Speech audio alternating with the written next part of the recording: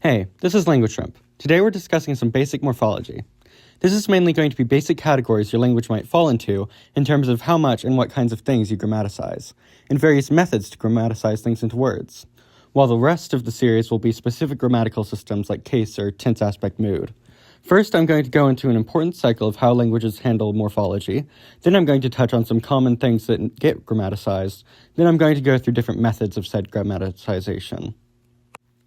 Before we begin, you might have noticed that I'm looking a bit different than usual. That's because I had my good friend @LunarBugs on TikTok draw me an avatar, and I think it's quite handsome. As for the actual video, first we need to talk about an incredibly important trifecta for language: Analytic, Agglutinative, and Fusional Languages. Analytic languages are what I've been talking about most of this time, because they're usually where you want to start for your conlang, as these are languages that have very little morphology and rely mostly on word order. Some languages are more analytic than others, with some languages having close to no morphology, relying instead on extensive particles for grammatical meaning, like Vietnamese, Mandarin, and Yoruba, which are also called isolating languages.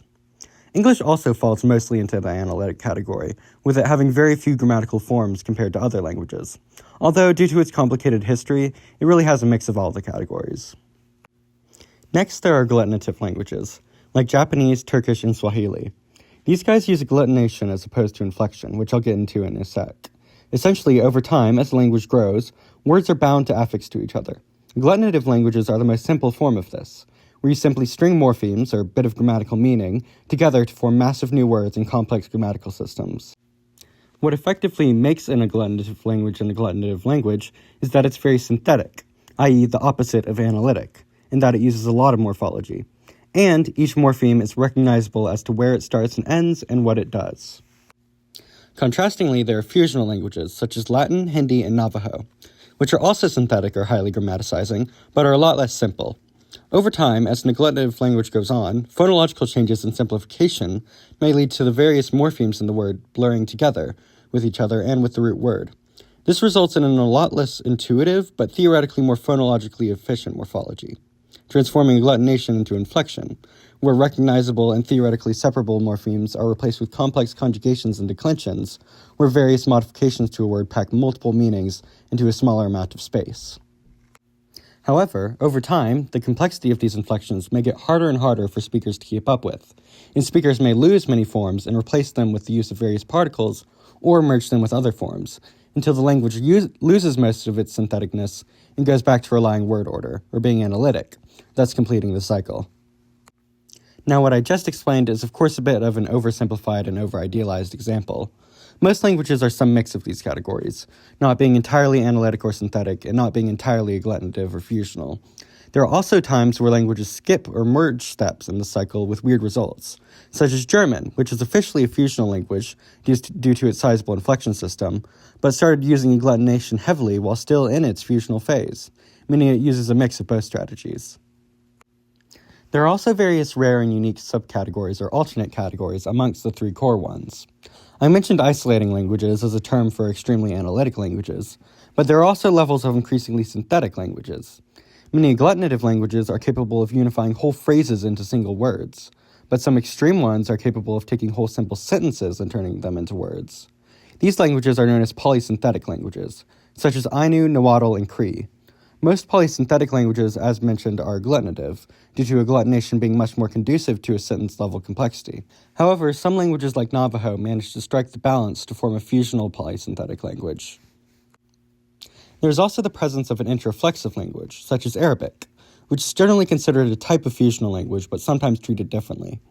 These are languages which primarily use non-concatenative morphology, which I'll describe in detail later, but essentially means instead of primarily adding affixes to a word to change their form, they modify the root of the word in various ways, primarily vowel alternation, to derive verb forms.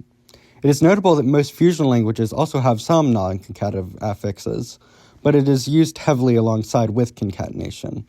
Interflection is sometimes seen as an optional step some languages take between their fusional and analytic phrases, depending on their phonology. When English transitioned from the very fusional Old English, it did briefly pass through an introflexive phase, which is still seen in some irregular words, such as foot versus feet or sing, sang, sung. The prospect of a separate introflexive category could also mean we could change the analytic synthetic fusional agglutinative triangle into something like analytic synthetic fusional non-fusional square, with agglutinative languages being non-fusional synthetic languages and introflexive languages being fusional analytic languages.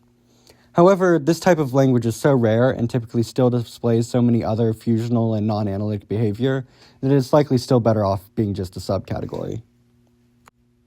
Now, let's get into a different categorization system for morphology. I mentioned that there's a bit of a dichotomy between languages that mainly use syntax or word order to give grammatical meaning and languages that mainly use morphology to do so. I mentioned in my basic syntax video that there also exists a dichotomy within most phrases between the head and the dependent, and that languages tend to like either being head initial or head final. Well, there exists among synthetic languages a similar dichotomy of head marking and dependent marking, albeit much less strict.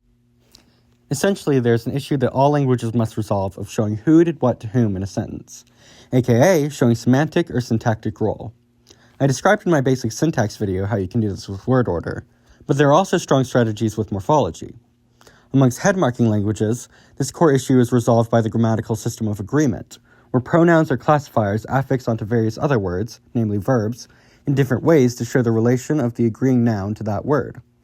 Amongst dependent marking languages, this issue is resolved by the grammatical system of case, where adpositions affix to different kinds of noun phrases, directly showing their semantic or syntactic role. These systems may seem somewhat unrelated to the idea of head directionality, but if you look at their immediate effects, the relation is visible.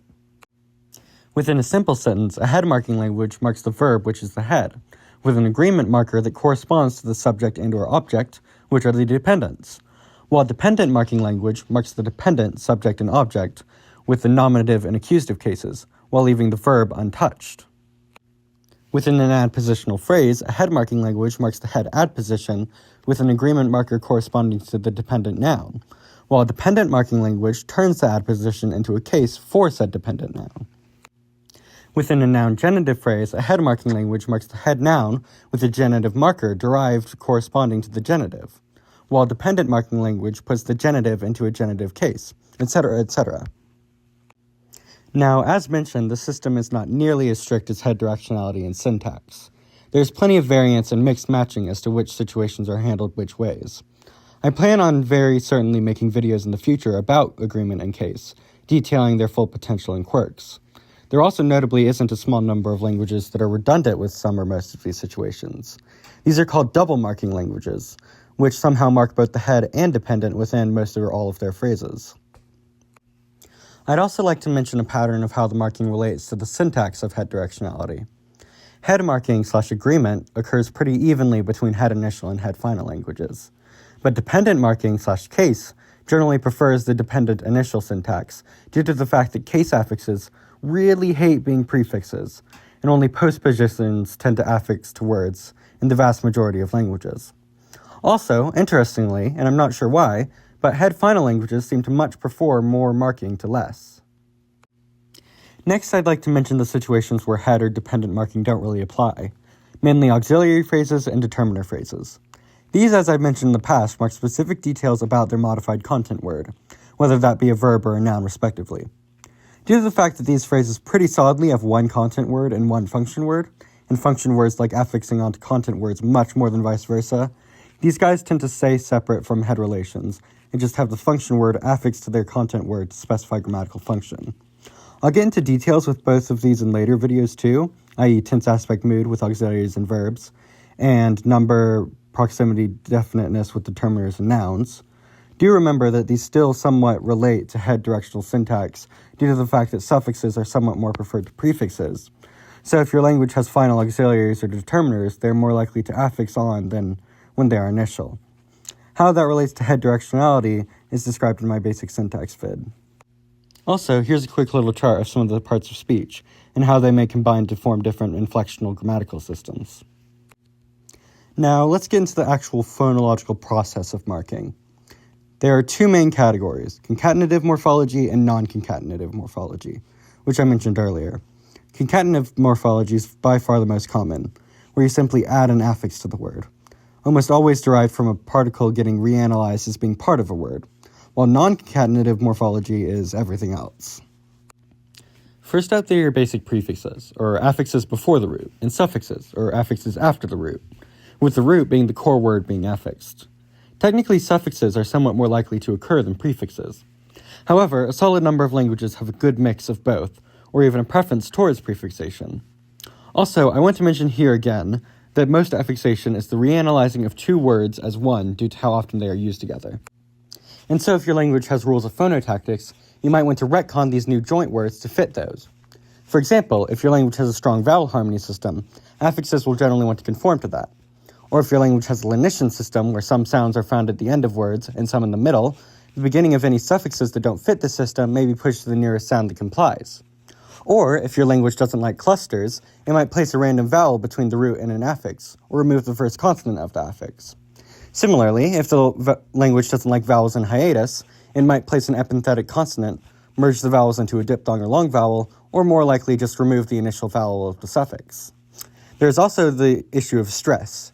Generally, even if the language has a strong stress system, affixes don't like being stressed, and may undergo any sound changes associated with that. Overall, affixes will tend to want to go through simplification at a faster rate than the root, often in very seemingly random or inexplicable ways, losing sounds or subtle things like a vowel length distinction, just like the likes of English going to go into, to go into, to gonna. However, many other languages, primarily agglutinative ones, do keep their affixes mostly the same, so either way would be naturalistic. Now let's get into weirder concatenative cases. Firstly, you have infixation, where the affix is placed inside of the word instead of on either side of it. This is extremely rare, but it has a pretty simple explanation. Some languages with extremely strict phonotactics, specifically the banning of consonant clusters at the edges of words, when faced with an affix that would have created a cluster, instead of adding or removing a sound between, pulled it into the word to make it fit. And finally, there's interfiction, which are those epenthetic sounds I mentioned earlier, added between affixes to make them fit, akin to English speedometer. Different languages have different preferences for which sounds are used. For vowels, the schwa is used if possible, of course, although if not, many languages have an alternative inherent vowel. Hindi and Persian use their open vowels, a or a. Assamese and Spanish use their mid-vowels, o and a, respectively. But most commonly, a closed vowel is used.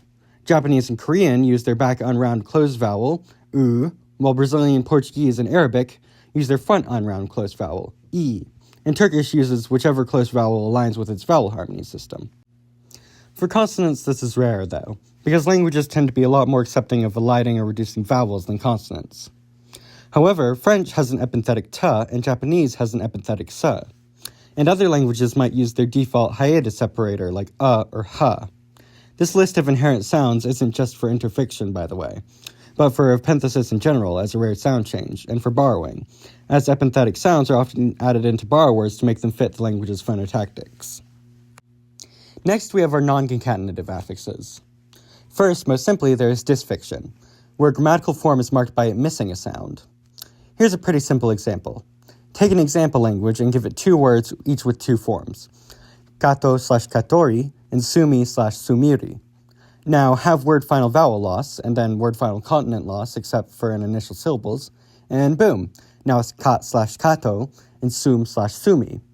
O and E aren't exactly affixes per se, because they themselves don't carry any meaning, but the lack of them does carry whatever unaffixed meaning existed in the old language. Now, this is quite an extreme example with the double whammy of final vowel and consonant loss, and it is quite simplified. But take a more lax example with only word final vowel loss, where you get kat/kator and sum/sumir. In this example, ra could recognizably be considered an affix, but there is still some disfixion, as the vowels o and e are not intuitive from the unaffixed form. This type of thing with a word having a sound that is in its affix form but not whatever its basic form is relatively common in fusional languages, and means that you can't know every inflection of a word just from its base form. Next, we have simulfiction. This is another very common one in fusional languages. It's when a sound gets replaced by another. This most often happens due to varieties of apophony, such as umlaut, mentioned in my vowel video. Say you have a word with two forms, bok and boki, then put it through high umlaut, bok buki, then put it through final vowel loss, bok buk. Boom! Now the word is only differentiated by its vowel. You can also do this with a ton of sound changes to varying degrees. Like, if we have a palatalization system, we could do bok boch, or a lenition system could result in bok bog, or if you have a sound loss resulting in a consonant cluster, you could do a billion things like bok bokit to bok bot. Essentially, any sound change system that is based on surrounding sounds that are capable of being lost could result in simulfiction. Also, similarly to disfiction, you don't have to have a strict purist simulfiction system. A lot of times you'll have roots be altered and blurred with an affix, but there will still recognizably be an affix. Next, we have suprafiction, which is the alternation of suprasegmental features like stress and tone. Funnily enough, there are two main languages that use this system, and one of them is English, the other being Tibetan. Sometimes, when English wants to convert a two-syllable verb into a noun, it will move the stress from the second syllable to the first, such as with insult versus insult, or import versus import. Tibetan has the opposite, however, with the verb having the initial stress and the noun final. This is extraordinarily rare, though, and it isn't even that strong in the languages that have it. Then we have duplification, or reduplication, which is frankly quite rad. Essentially, it is when you duplicate some or all of a word to indicate a meaning. It can manifest in different ways. Sometimes you duplicate the whole word, sometimes only the first or last syllable. There are also tons upon tons of ways it's used in different languages. I was going to list some of them, but then I realized there were just too many, so I recommend you just read the Wikipedia article. Finally, most impressively, and sadly most mysteriously, you have transfixion, the signature grammar system of the Semitic languages, like Arabic and Hebrew, and straight up not found outside of the Afro-Asiatic language family. This is a system where each root consists of only consonants, and all forms of the root are derived by placing various combinations of vowels and occasionally other consonants into different orders between the root consonants. It is incredibly interesting, but also we don't really know for sure how it happened, because it's been around to a degree since our earliest reconstructions of the Semitic languages. It's very unlikely that it just emerged fully formed, though, because that's just not how things go in linguistics, and Proto-Semitic's cousins don't all have it. It's believed, though, that it likely results from the regularization of a complex inflection and apophony-based simulfiction system. Biblaridion has a great video detailing how you might want to evolve a transfixion system for yourself, based on these systems. But as far as I know, we don't really know for sure how it happened. Please leave a comment if some academic came up with a smart theory that I missed. I genuinely want to know. And that should be all for this video. Thank you for watching.